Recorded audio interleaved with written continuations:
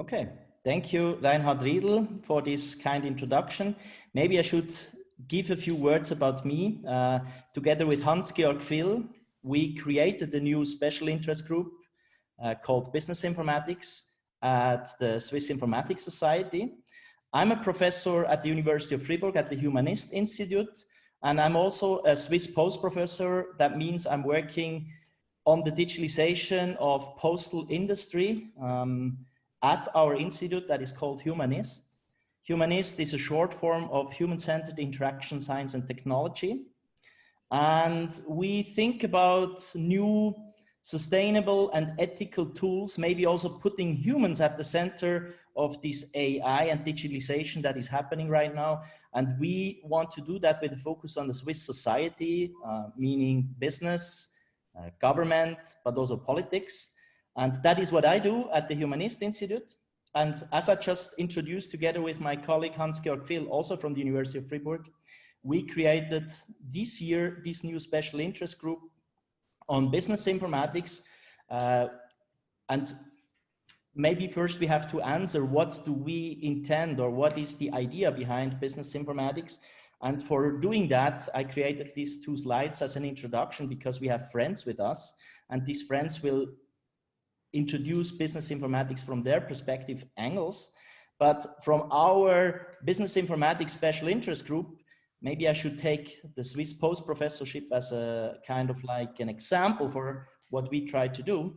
So as I just said, we try to digitalize the network industry. So what is the network industry? It's kind of like the service public for Switzerland or elsewhere. So you have a network like Swiss Post. Since 170 years, they are distributing information and logistics around Switzerland to provide citizens with a holistic model, a holistic service. And that is now challenged because we are entering a phase of digitalization of everything. So what do you need to help, for example, Swiss Post, to create a new digital post or a new digital network industry? SBB, Swiss Railway, Swisscom, the telco company, they are all network industry. So how can you help, for example, this telco industry? So you need to help them a profound knowledge of the economy, of maybe regulation, of politics. How is everything shaped in Switzerland or elsewhere? But you also need a lot of knowledge about business in combination with computer science, because you need to understand what this means, this digital transformation. In Swiss Post, for example, one question is, how can you help with new means in logistics? Let's talk about IoT, for example, or sensor technology.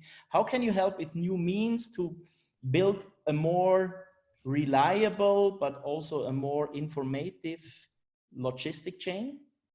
And another thing is also because we are entering the age of, let's say, e-government, we are entering the age of more and more chatbots answering questions 24 hours a day.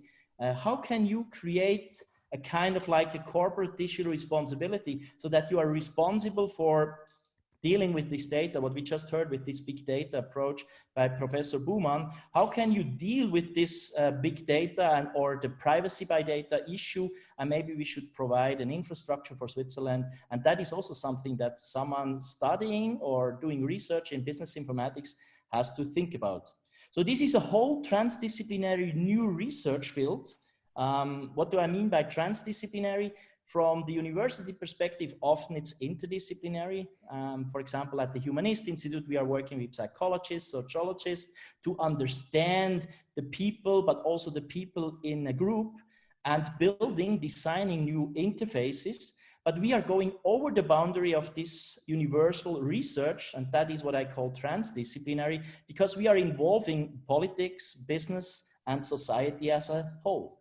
And what is transdisciplinary research doing is we want to understand the status quo. Where are we?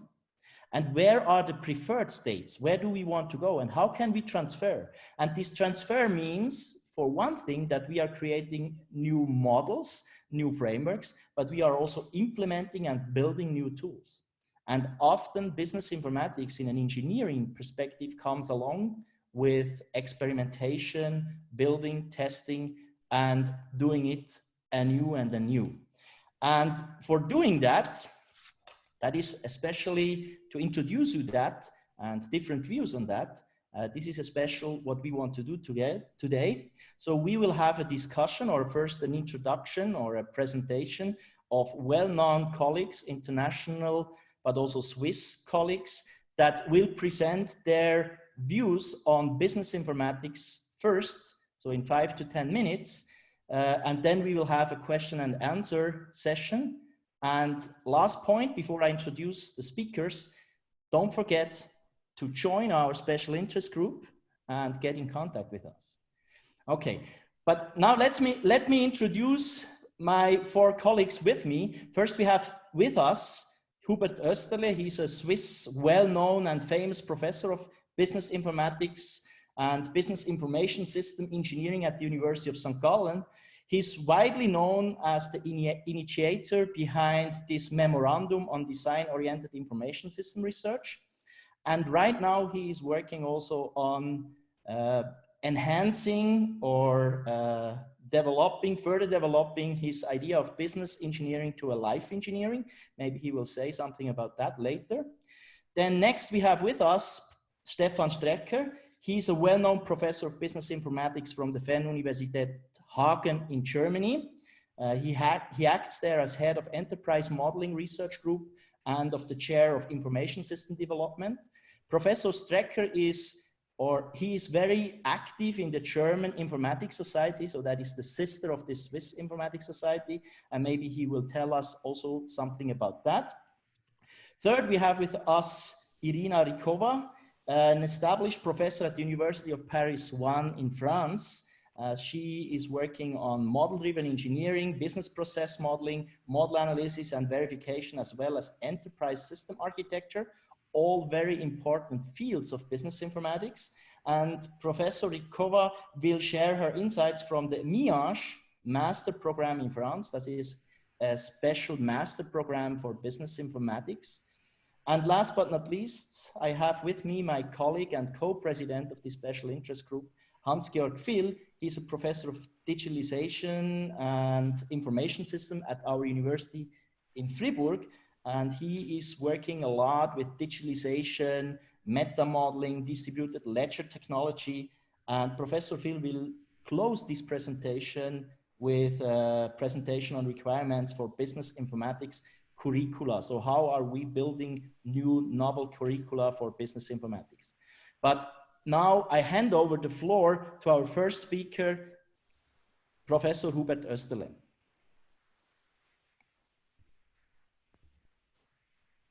Hello, everybody. Can you hear me? Yes. Great. Can you see me? Yep. Even greater. Thank you, Eddie, for inviting me to this panel. It's a great honor for me because I am, as you probably know, the oldest in the conference. And I would like to congratulate first Eddie and Hans-Georg to this initiative. This is really, really important because we need more innovation, more motivated people who are going for successful solutions for our industry and for our society. When I started with studying business informatics, or however you call it, at the time it was called Betriebsinformatik or Wirtschaftsinformatik. There we had 2 big names, Peter Mertens and August Wilhelm Scheer. Both contributed a lot to the development of the ERP systems, not just within SAP, but also at other places, and so contributed a lot to the German industry, I think. And since that time, we, in our discipline, moved more and more into the direction of a behavioristic, let me call it irrelevance. Not creating big new solutions, innovative solutions was the goal, but to get points for publications in maybe the basket of 8.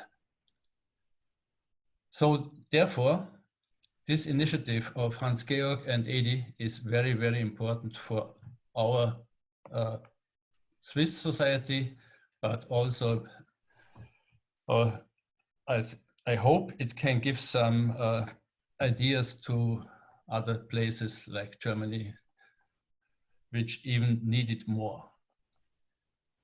I think the reason why Edi invited me is that I, together with 9 colleagues 10 years ago, started to develop a memorandum on design-oriented information systems research.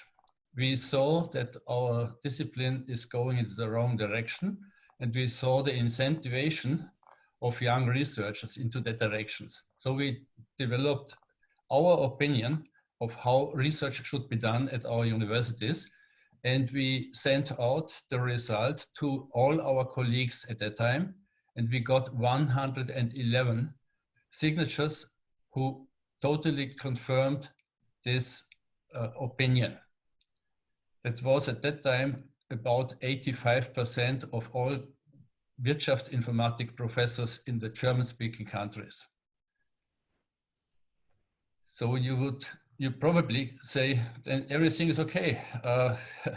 We succeeded, and the world is developing in the right direction. Unfortunately, this is not the case, because the incentivation of our research, the incentivation of our universities is different. We are ranked by publications with impact factor, and unfortunately in our area, these are journals with no or almost no impact on business, on society, even on people. It is a kind of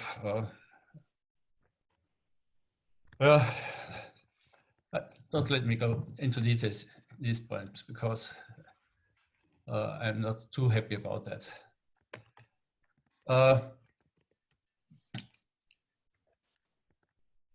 Edi, I think it's not necessary that I go into the concepts of the research process of design orientation. Let me make it short. We are going for well-engineered solutions that help people and businesses and society. That is, in a short sentence, what design-oriented research wants to do. For sure, we do some basic research. For sure, we do some applications and all between that.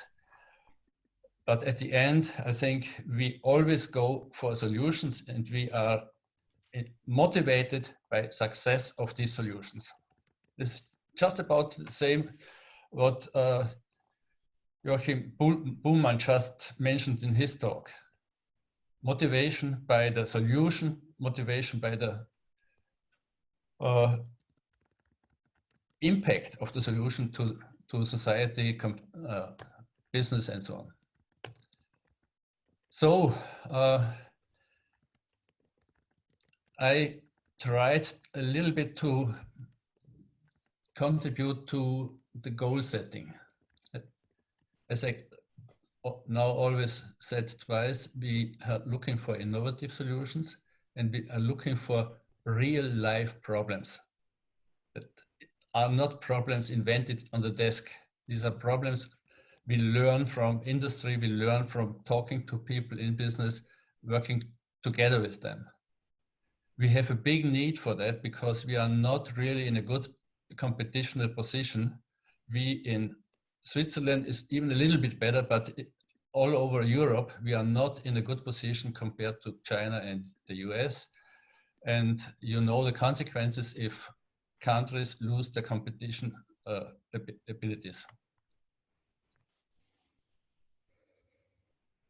And also, I am deeply convinced it is much more a motivation to have a solution running than to have a non-read paper published in a journal.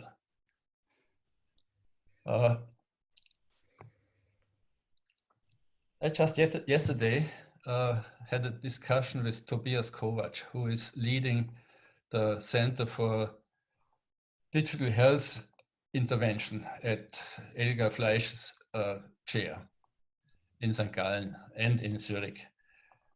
He proudly presented me a new child of his center. The child is called Elena Plus. This is an application for care for COVID-19. It is, they call it a pandemic lifestyle care intervention. They developed, I think, with 40 or even more students and researchers together within 6 weeks in Zurich, St. Gallen, Singapore, London, and even in some places in South America. This application, this is not my real field. This is I think it's a lifestyle application. This you could call it a coach. You could call it also a knowledge base, however.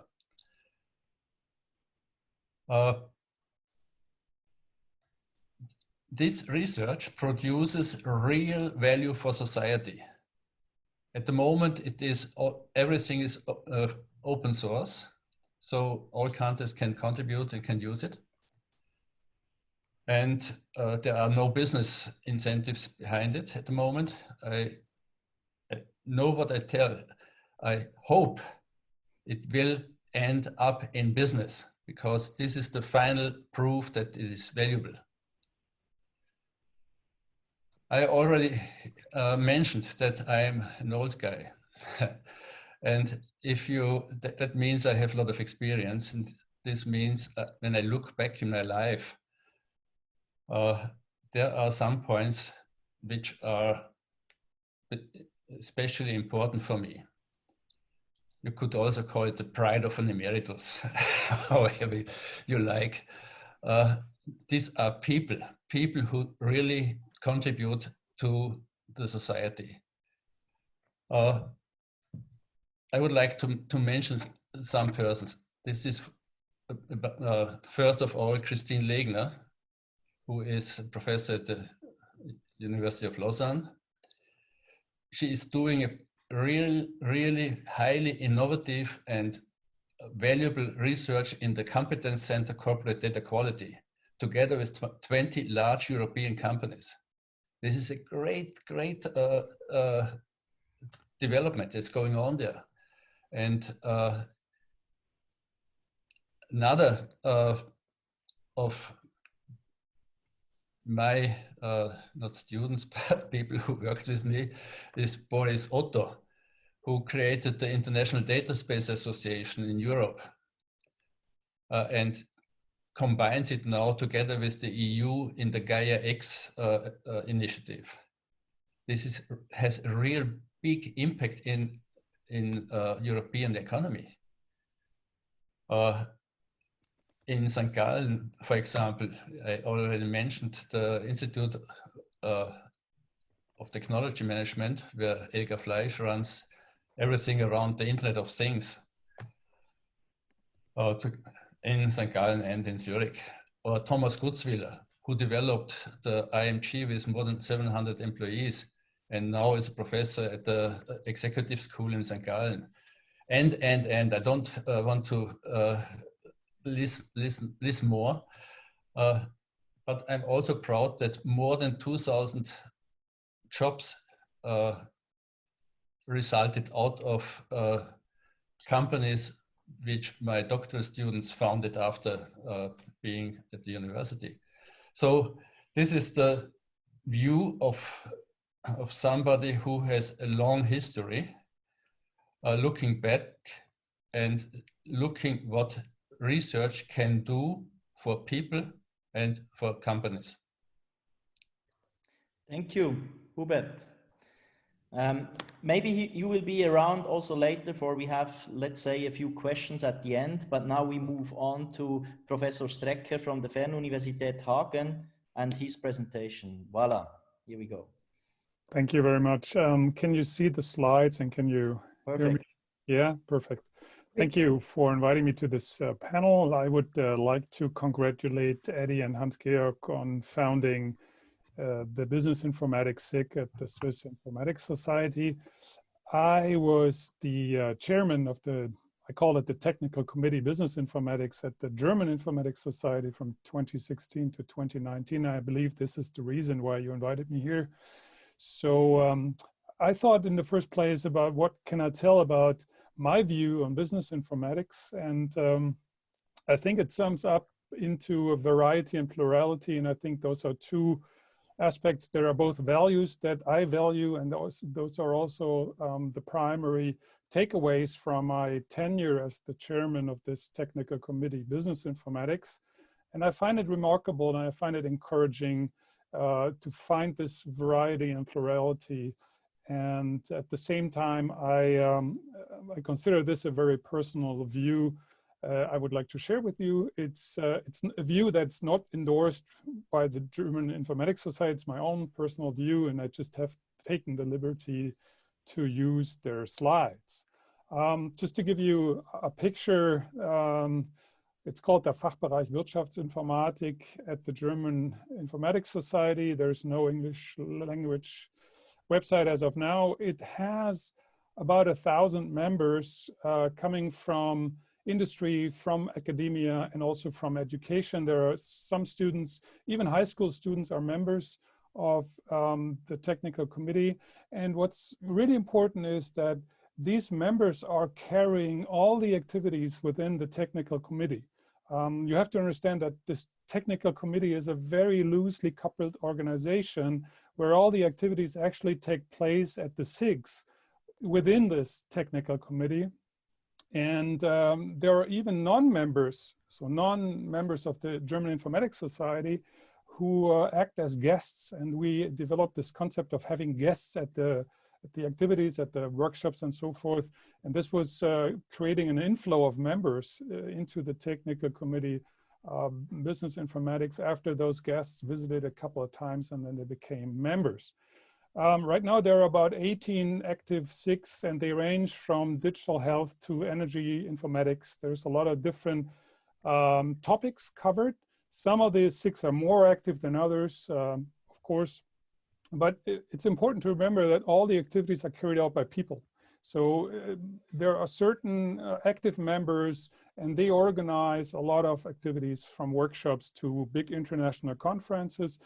The international conference Wirtschaftsinformatik is or has been organized under the hood of the technical committee Business Informatics for the past 20 years since its inception.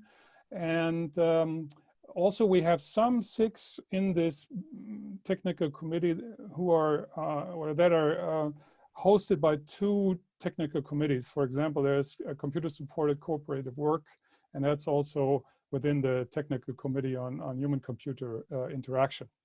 So these are just to give you an overview of this technical committee, what is there. And these activities are one of the key points that I wanted to make about the diversity and the variety and the plurality.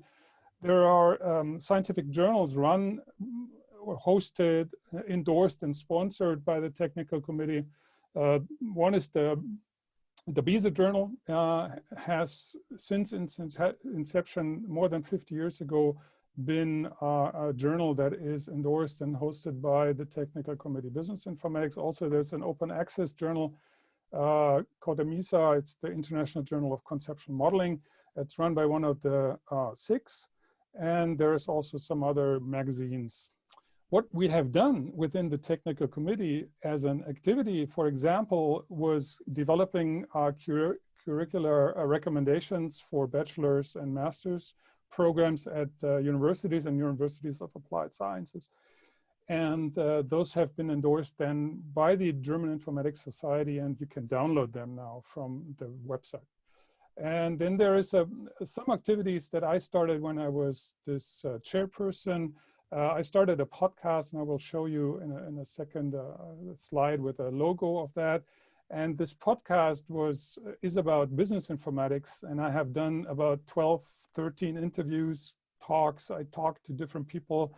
I approached Peter Chen at a conference, and he was very kind, and he sat down with me in a cafe, and we talked about how he invented the ER model. So this is something that I think has become important to inform the public about business informatics. Just to give you one project, one activity that's very recent, there's a website, Wirtschaftsinformatik.de.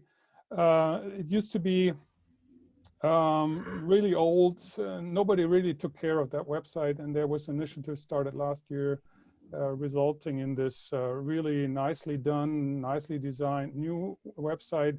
And this is an activity that's geared towards informing the public about business informatics. It's designed for students or for high school students, graduates from high school who want to decide upon what to study. It's also designed for companies looking for people, so you can get a lot of information from out of there. That's one of the activities that I wanted to show, and then I would like to mention the podcast series.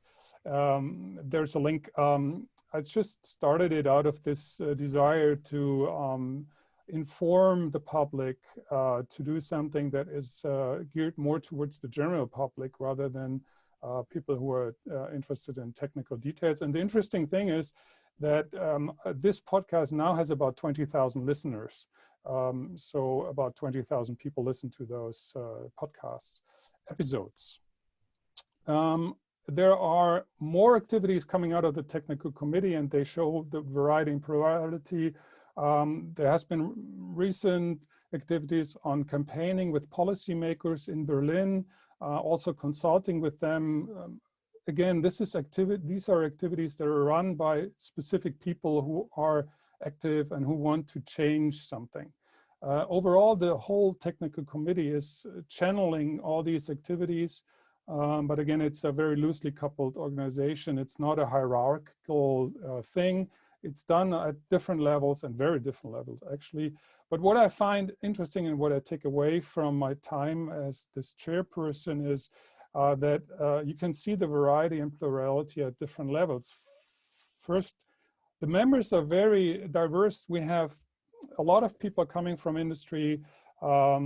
They actually used to be the largest share of members used to come from industry, and I don't have the numbers as of 2020 right now, but there is people actively involved who are either consultants or even founders, leaders, domain experts, and we do have some students, not enough, but still coming from universities and also from secondary education. Of course, there's a large share of researchers as members. And of course, all these people have different intentions. They have different reasons why they are members of this technical committee. So they bring in their interests, their intentions, and then they start becoming active and do something, maybe organize workshops or stuff like that. If you look at where the people are coming from, there is a lot of different industries from where the people are coming from. Of course, a lot are coming from the IT industry, but then again, health, energy, retailing, and also it covers practitioners coming from small, medium businesses up to international corporations. I had contact with people from ThyssenKrupp, for example, for a couple of years. And then I want to go back to what Hubert Österle said before, something that has bothered me like it bothered him for a long time, and I'm not a signee of the memorandum because at this time I was a postdoc, but I would have signed it if I could. And I still think, and I still find that I can observe the variety and the plurality also in terms of research subjects. And I just mentioned a few: IoT, AI, ERP systems, still a topic, but then also in the research methods. And that's something that this technical committee, Business Informatics, has always done for the past 20, 30 years is bringing together people with different interests, but with a host of people coming from a more construction-oriented or design, science-oriented view on business informatics. And now it gets mixed with people who have different views on that. And I find it as a valuable type of organization to have this hotbed for business informatics. So thank you very much for your attention.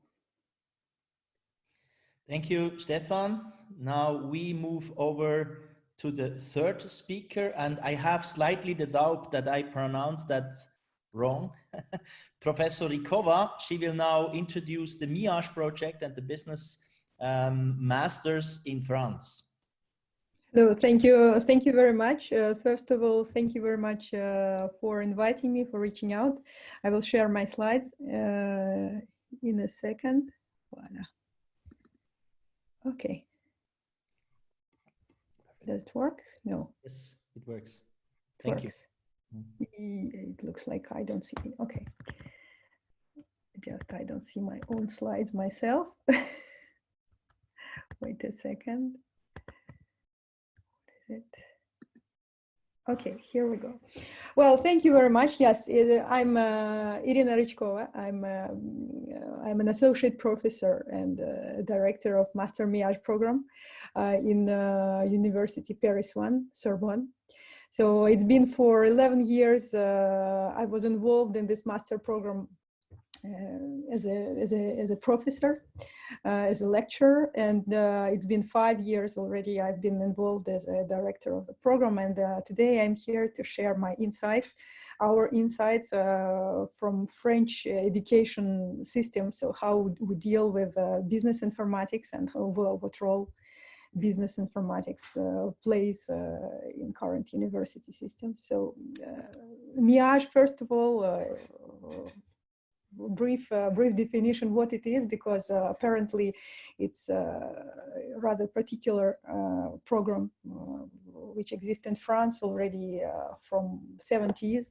So it's pretty old. We celebrated our 50th anniversary.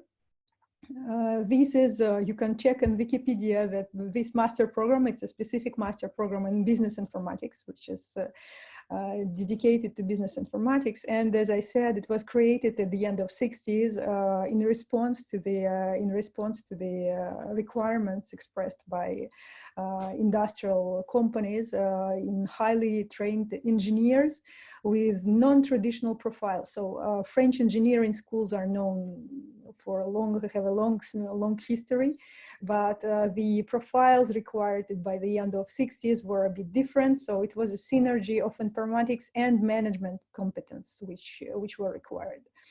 And since then, MIAG became a standard, and today 20 French universities, you have a map here, 20 French universities deliver the master diploma with mentioning MIAG. MIAG, it's in French, once again, it's méthode informatique appliquée aux gestion des entreprises. So directly, it's a direct translation, if I can say so, of business informatics. MIAG also is a network of alumni, which is recognized, first of all, in France and internationally, with so many master students graduating every year. So MIAGistes, how we call them, so they are always together, and it creates a pretty strong network for alumni. And the main feature of MIAG diploma, it's of course, it's a synergy of academic and professional training, which involves internships and apprenticeship pathway, which is integrated into the study. And I will explain you how it works. For those who are not familiar with the French university system, I may say a few words how it is organized. So French university program university study takes 5 years. In French terminology, it calls bac plus 3. After 3 years of university study, a student can leave and have a diploma level bac plus 3. And by the way, in French, it's called license. And then after the third year of the university, master starts. It's called Bac +4. If you have only 1 year master. In France, still we are about to integrate the Bologna system. So typically after 1 year of master, already some students can leave with a diploma and start working with their Bac +4 level of studies. But those who go to the end, they get Bac +5 or the master, the second year master studies. So it's Bac +5 in France, and this corresponds to traditional master diploma in every European university, I guess. So this is the system. Bac, it's bachelor in French terminology, so that's why the confusion very often produces. So for us, Bac is what young people receive after high school, so it's high school diploma. And then it's license for 3 years and master for 2 years, just for precision. And now how MIAG occupies, which place MIAG occupies in this university program. So typically it starts from the third level of license, L3, license 3, and then it stretches towards master 2, towards the final diploma. So basically master MIAG, it's a 3-year study. A 3-year study starting from L3, as I said, but students can enter. Admissions is open for all of these 3 years. So basically, students can come there from our own university after finishing first 2 years with general studies. They can take the specialty in MIAG, or they can come from other universities on this third year. And the same happens on Master 1 and Master 2. Basically, we admit students from different universities throughout this 3-year program. Admission is very selective, I need to say. It's so many, it will be clear probably by the end of my presentation, but this master program is very popular. Students have no particular problem with the recruitment behind, so they can easily find a job afterwards, and that's why we have a lot of applications. Admission is happening based on the review of the application file and interview of the candidate. And I need to say that it's the ratio sometimes goes even below 20% of acceptance. And the students, as I mentioned, can follow classic or apprenticeship pathway, and this is what makes the study particular, and I will explain what does it mean. But first I would like to precise that I'm working in MIAG Sorbonne. It's one of the programs in France, as I said, among 20, Paris 1, Pantheon-Sorbonne, we offer one of the MIAG programs. We are located in now famous Centre PMF, which was blocked many times and became famous in the news during the last years. We are located in this modern building on the south of Paris. And the university, the MIAG program is managed by, in the Department of Applied Mathematics and Informatics of the university. Me in particular, I am a member of Centre de Recherche en Informatique, a research center of informatics of Sorbonne.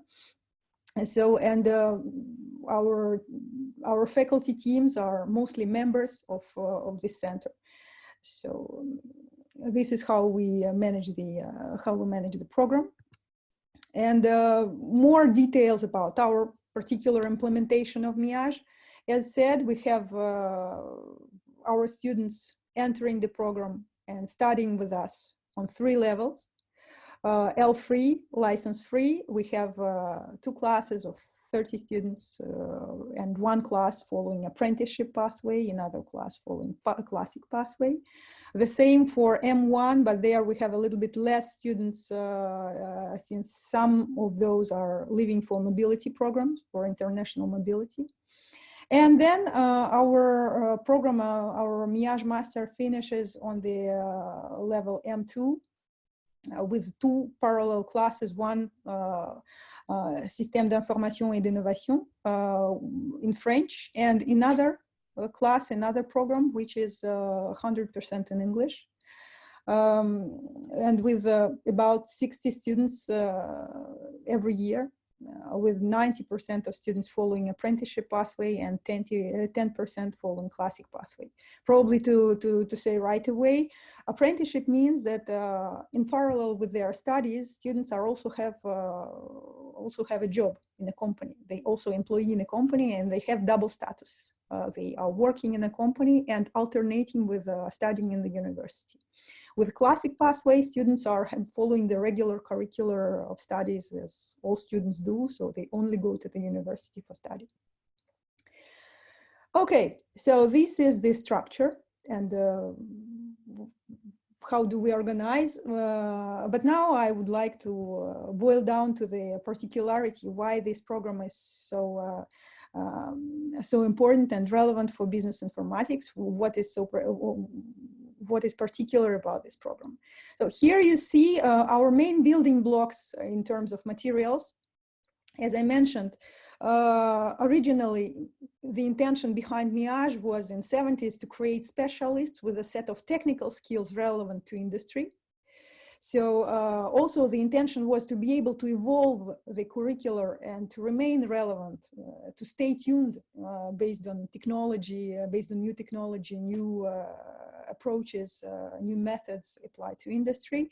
So to deliver expert in IT and management, which will be immediately ready to start their jobs.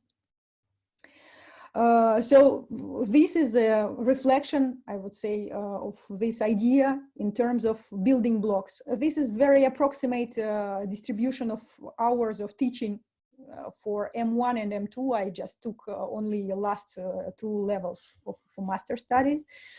As you could see, the main attention is paid to the information system engineering methods, at least in our MIAG in Sorbonne. Also, you could see that we pay equal attention to classes in management, classes in information science and programming. So math, of course, background for algorithmics and so on is also important. And the rest, of course, today, this is a purely modern I would say flavor of the program. BI, business intelligence, also takes a lot of attention from us. So communication, it's all what is about languages, communication skills, and in the core is professionalization study and so on. So basically, this is a approximate distribution of hours and how much of volume of studies for Master 1 and 2. I need to highlight that the curricula evolves every 4 years, so it can be changing. So today it is BI, probably next 4 years it will be something else based on what will be mostly important in the industry or what will be most relevant.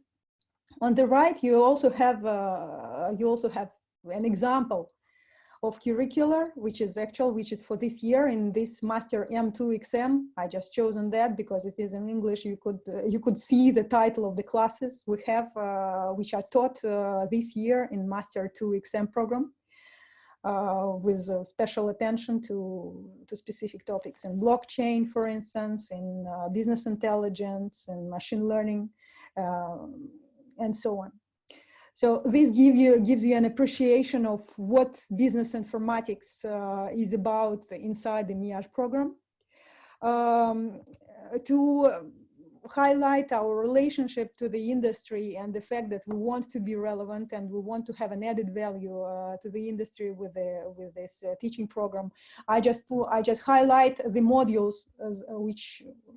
As a director, I know they are taught by instructors which are coming from the industry. So in French universities, it is very current practice that not only faculty members or permanent faculty members are in charge of delivering classes, but also we often invite the specialists from the industry. Often it is our own alumni, by the way, who are coming back to us to teach one or several modules or to a part of module for Master 1, Master 2, or license free in MIAG. So here I highlighted modules which are 100% taught by invited specialists from industry. So from there, they are teaching, basically, they are sharing their experience from their own domain. So this is also one of the interesting and particular parts. To complement, I would like to say, and I think that it relates to what was said before me by our keynote speaker. We are in our program, we are trying, unlike the original intention, let's put it this way, to complement the original intention of the MIAG, we also focus on problem-solving skills and research methodology. So basically, we are not only trying to prepare the students who are ready to attack the problems and have technical skills relevant to the companies, but we also try to have an added value by preparing students with problem-solving skills and who are equipped with research methodology. So what is a know-how created exclusively in the academia, something what can be created only in the university. So we are trying to increase the level of quality of student research, so to make them aware about the research ethics, what is work with the research literature, how can you validate your results, to check if your results are relevant, and so on. That's why we can say that for MIAG Sorbonne, the three main pillars are research, innovation, and entrepreneurship. So research mostly is tackled with the first block, as I show on my slide. We have a master thesis. In spite of our real objective to professionalize our student and to maintain a tight relationship with industry, still our students are following preparing their master thesis after first year of master. The objective of the thesis is to work with academic literature. At the end of their studies, they also make their master thesis, and it is an individual research project, which can be presented as a workshop publication. And we do have classes on research methodology. So besides that, we are also focusing on innovation, innovative and creative thinking for students. They have design thinking projects through their studies. And of course, we have enterprise creation projects that teach the students of autonomy and autonomous decision making. So just to round up, probably one of the particularities, again, of our program is possibility for students to follow the classes in apprenticeship, meaning that they can follow alternating schedule. For example, 2 weeks they spend 100% time of the university, and then these 2 weeks are followed by 1 month full-time working in a company. So it's our current practice. With that, they have a 1 or 2 year contract with the company. For company, the main interest is, of course, a tax reduction.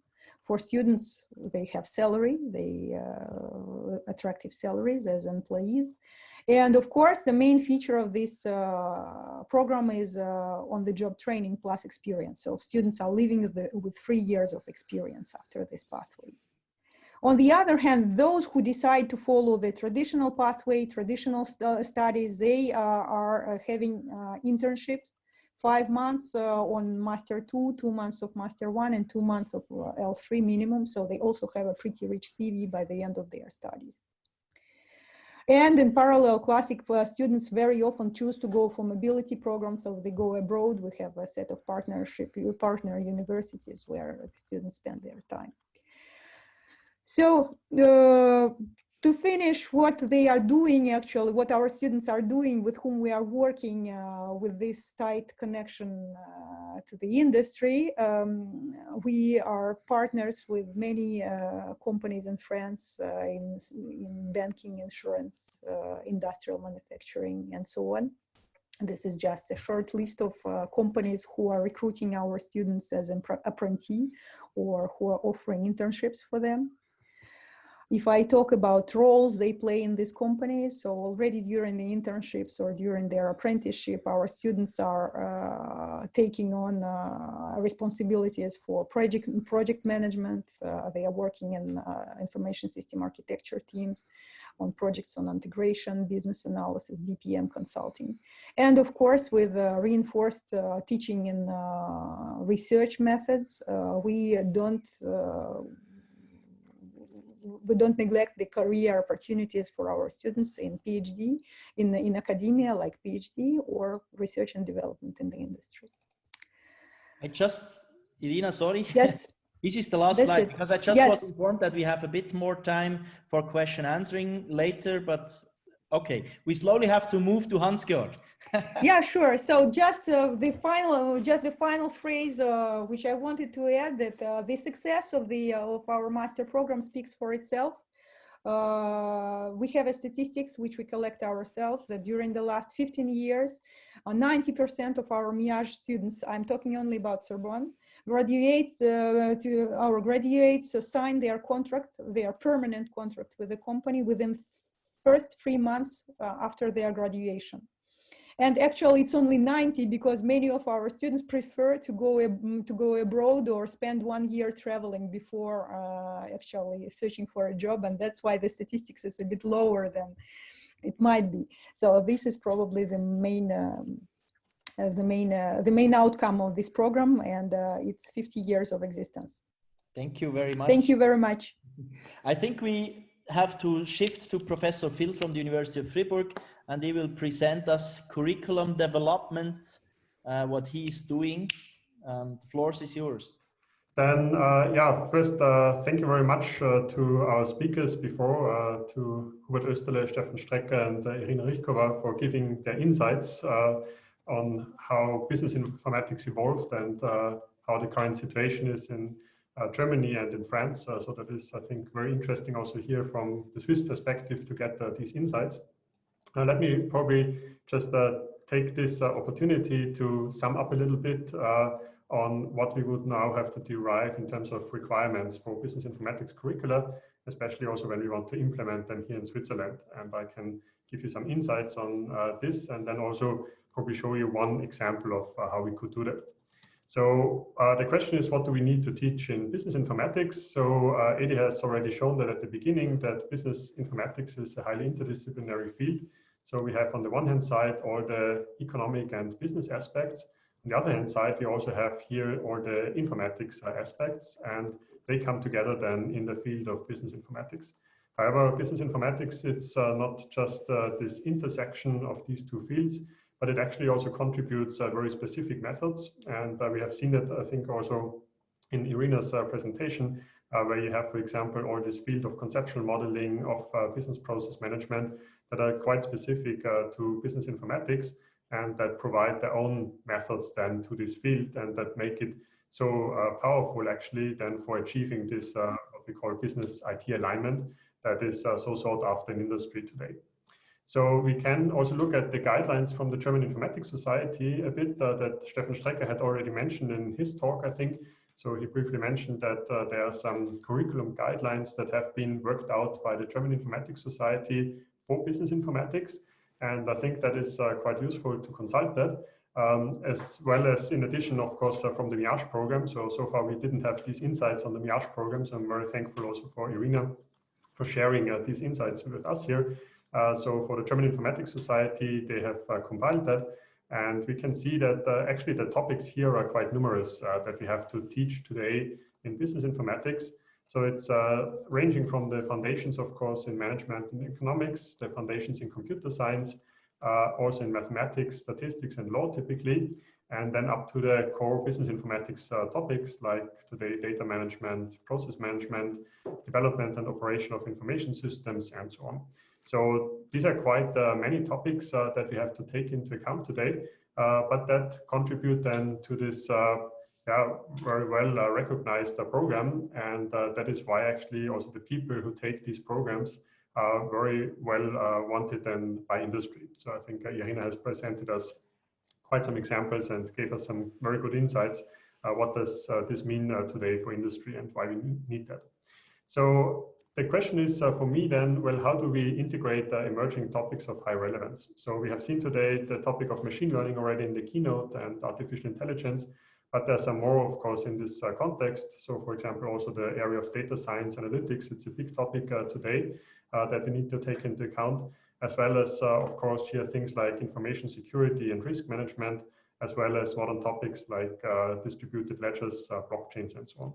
And the question is always for us then as the ones who decide upon these curricula and how to design them, well, how do we integrate these topics in the curricula? And I think there are several options we can take.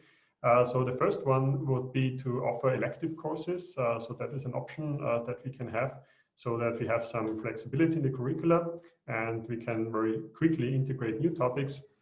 However, it's always difficult then to sell that today in terms of curricula, because students very often choose then their curricula based on some fancy topic for the curriculum. So they see, okay, now I have a master in blockchain technology, I have a master in one machine learning subject and so on.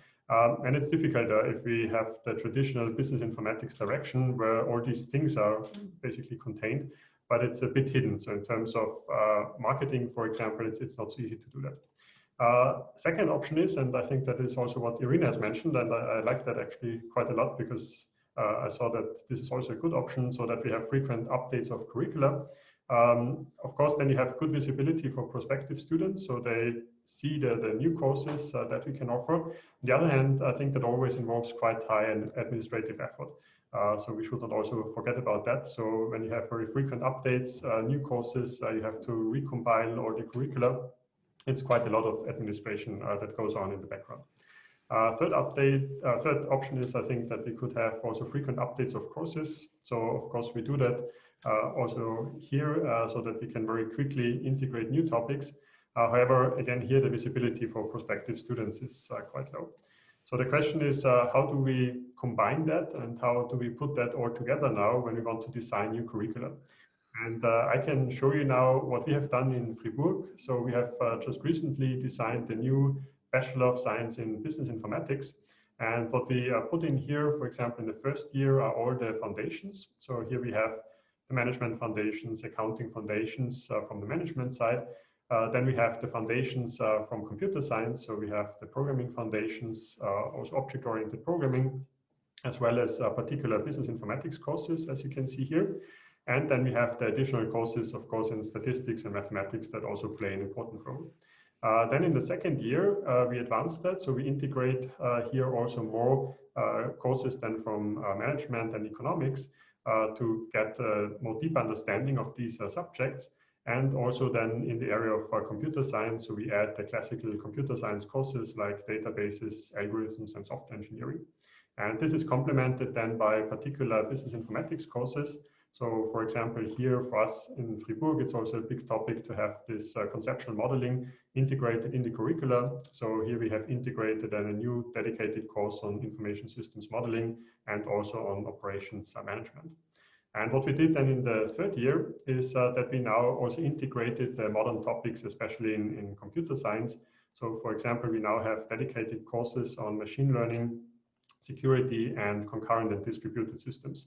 And they mainly stem from the more recent trends now in the area of computer science, where we also want to integrate that in our business informatics curricula so that our students are also up to date on a technical level here.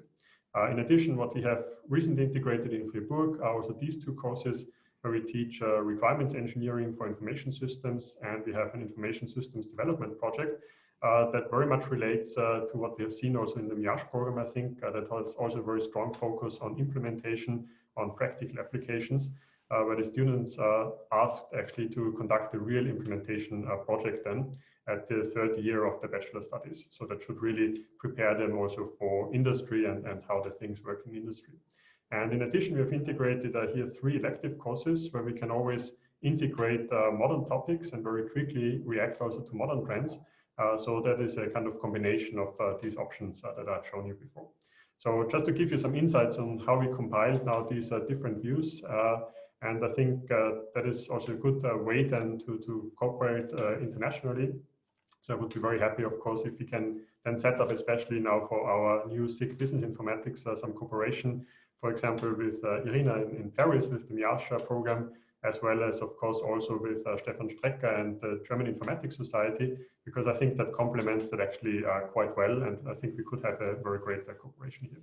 So thank you very much for your attention here. That was just a brief summing up, but so that we stay in time, and we probably have some time now also for questions. And I give it back to Edi to moderate now also the question and answer section. Thank you, Hans-Georg.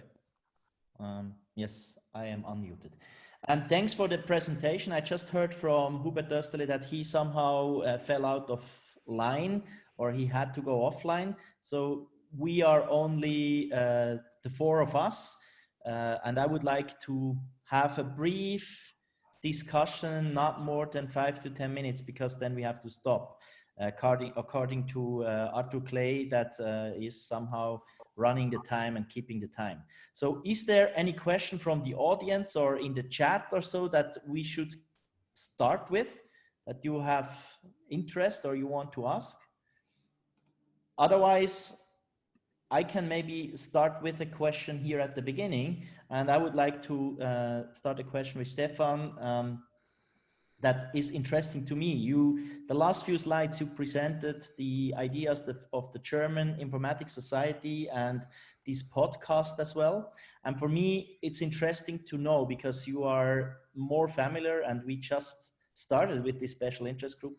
What would you advise us to do also in regard to promote and to connect to other groups, maybe also to the German Informatics Society, maybe also to the MIAG later, but what would you say we should have a focus on next few months or years? Yeah, I think one aspect that I would mention here is that, well, of course, it depends on who you want to target.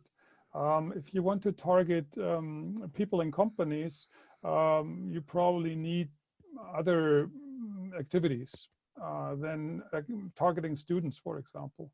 The podcast initiative has led to some feedback from the listeners, but it's not that much. I hear from colleagues, they are using it. Hans-Georg has told me he has used it in classes and courses. Most of the feedback I get is from students, and also from doctoral students and even postdocs. With the students and also high school students, one of the measures that we did in Germany was that we voided all the fees for them, so they don't pay anything. So we made the chance for them to become members without paying anything. And then we started a campaign with sending out slides. You saw the slide design. So there was a set of slides prepared by the Technical Committee Business Informatics, and we sent it out to all the members who we know teach, and they showed it in their classes. So they hopefully made us some influence students. That's what we did on this side. And on the other side with the companies, I think during my tenure, I didn't do anything specific for that, but that's because of the tradition that the German Informatics Society has. So there were already a lot of people. There's one group, there's one SIG, it's called IT Controlling. And what they do is they have about 300 members. And for the past 30 years, they have managed to organize 3 workshops per year in companies. And they meet 20 people, maybe 30, maybe 40. And I used to be the spokesperson for that SIG for 4 years or so, and we could manage to do that. So we went into the companies, and there was a large interest into networking, seeing presentations by others who tend to have the same challenges in front of them. So that was one of the things that I know that worked for getting people from companies on board. Do you also maybe have an advice on, like, I know from a lot of big corporations also that they have internal programs, or they just help their own employees with certain programs, and how you could address this, maybe HR, human resource departments with their programs? Did you also do research, or did you also connect with them so that you have a kind of special position in the market of further development or further education? No, we didn't do that. I think it's based on mouth-to-mouth propaganda in a certain way. When I talked about ThyssenKrupp, for example, there was a group within ThyssenKrupp in the controlling department, and they were attending those workshops. And what they did is they told others about these workshops and what they benefit from it. And then they brought in other people. So that's the way it worked. I never approached human resources departments. I'm not sure whether that's going to work well. I think it's about the topics and activities, and it's about the people. If there's a person, I mean, I know that the IT controlling SIG now uses LinkedIn to promote their activities, and they also use Xing, which is the German version. I don't know. Yeah. So they announce their workshops publicly, and then they invite guests. And we always had about 5 people who were guests. So that was one of the things. And the other thing that I just forgot to mention was the policymakers in Berlin. There is an initiative at the presidential level of the German Informatics Society. That goes back about 5 years ago. The GE started to have an office in Berlin, and they are now hosting. They have really nice rooms in Berlin. So in your case, that could be Bern or some other place, and they host activities of all kinds for policymakers. So they invite people from different political parties, and that has led to a couple of things. And I don't know if you have seen the most recent press release by the German Informatics Society, where they criticized that the ARM company, the chip maker, the British chip maker, is to be bought by NVIDIA. And so what happens is the whole press releasing stuff is then going through all the media channels. So that's one of the activities that has that's. We have a reaction from Irina to what you just mentioned. Sure. No, I have a question actually. Okay. Yes, thank you very much for your presentation. I didn't have a chance to thank you, Stefan. I have a question to you. You mentioned that with your society, you've been standardizing recommendations for the universities, for curricular in the university. Do you have any insights about how these recommendations have been followed or not, or what happened behind? So that's a delicate topic. I mean, there are no official channels through which I received information about that. But of course, there are unofficial channels through which I heard that it has helped develop programs and helped to legitimate programs. I mean, if there's a discussion going on whether we want to have a module on digitalization, then the people were pulling out the document that Hans-Georg just showed us, and they were pointing to this. Look here, in this recommendation, it says you should have something on digitalization. And this was one of the functions of this whole recommendation. And that happened at least a couple of times I know of. This is very interesting, because I had exactly this impression that our efforts are kind of orthogonal, because you are formed, well, your group is kind of constituted by people who coming from business informatics by their interest, but yes, you are not formally attached to university structure. And for us, it's vice versa. So we are a system of university who wants to somehow formalize the business informatics education, and we do some efforts about standardizing modules program. We have ongoing programs called Open MIAG and so on, where we do exactly try to create some standardized recommendations about the MIAG program, so that it would be standard for 20 universities in France. So it's quite a volume. It means that if it is accepted, it will be put in practice in 20 universities right away, in one way or the other. And that's why I think that probably it might be interesting for us to get some information from you, from your experience and your recommendations that you have already made. So if there is an English version, I'm not speaking about the French one.